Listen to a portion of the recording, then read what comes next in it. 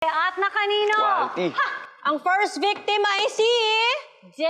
Jay! Okay, Let's Jay, go! are you ready for your tarantanong? Sige po, let's go, let's go, let's go, let's go. Binabasa, ikaw talaga. Ahead. Okay. After your embarrassing moments with them, sino dito ang kabado ka ng makatrabaho ulit?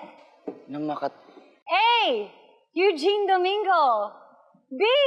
Jacqueline Jose. 5 seconds to answer, no explanation, go! B. B. Jacqueline Jose.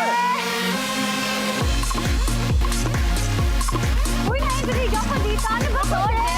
Gusto ko malaman mo, so ano yung embarrassing moments niya with Kaya him? naman. Sa tarang-tarong, bawal explain. After. Pwede na, ito na. Okay. Explain yourself. Kumakain kami. Una, ano ba yung naging embarrassing moment mo with them?